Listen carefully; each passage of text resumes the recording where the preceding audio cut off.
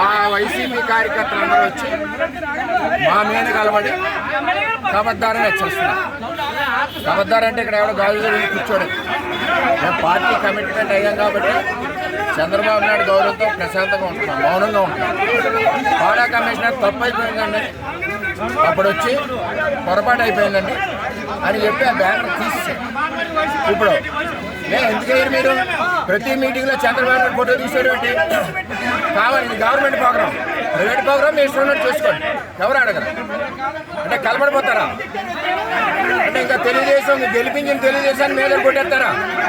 కార్యకర్తలు కొట్టేస్తారా?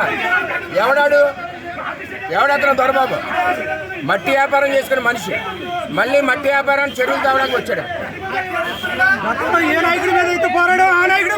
ఇదివరకు తెలుగుదేశం పార్టీ ఎవడి మీద అయితే పోరాయిందో ఆడొచ్చి మీద వచ్చి పెత్తన ఎక్కుతున్నాడు. ఓట్లు వేసింది మేము, ఏజెన్సీ చేసింది వాళ్ళు, వైసీపీ వాళ్ళని పెట్టుకున్న నాయకత్వం ఎదురైతే మా మీద తగులు పెడుతున్నారు.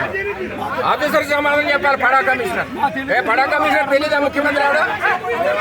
పడా కమిషనర్ ఎవడో ఈ వైసీపీ వాళ్ళు బెదిరింపులు ఎవడో భయపడ్డారు. జగన్ లాంటి వాళ్ళు చూసాం. ఈడంత ముఖ్యమంత్రి ఉండాలి, పవన్ కళ్యాణ్ రెండు ఫోటోలు ఉండాలి. గవర్నమెంట్ ప్రోగ్రాం కాబట్టి, గవర్నమెంట్ కాకపోతే మీ ఇష్టం. ఎలా అనేది ఇది 10వ నేనుగా తిరగబడింది. కేడర్కి వచ్చిన కార్యకర్తలు తిరగబడుతున్నారు. ఎలా వెళ్తాయి అతనికి సంబంధం ఏంటి? ఎవరిని రానికుండా మీరు కాసేశారు. అందరూ గోలెడుతున్నారు. అన్నగారు మా పరిస్థితి ఎలా ఉన్నారు? మీరు కొత్త టీం అంతా వచ్చేసి మీదడిపోతున్నారు.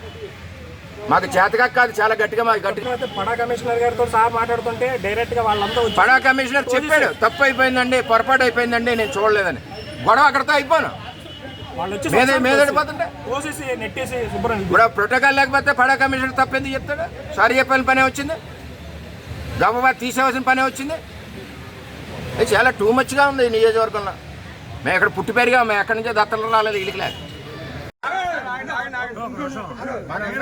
నేను ఆఫీసర్ని అడుగుతున్నాను. గవర్నమెంట్ ఉండాలా అక్కడ స్ట్రైక్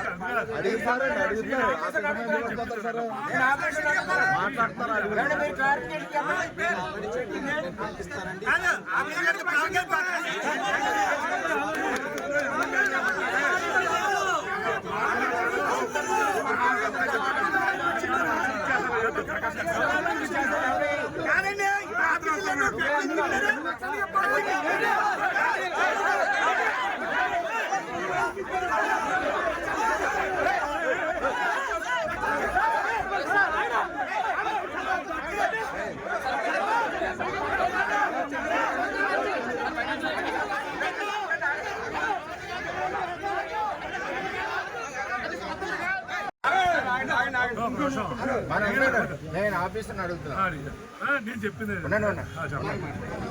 గవర్నమెంట్ ఉండాలా అక్కడ స్ట్రైక్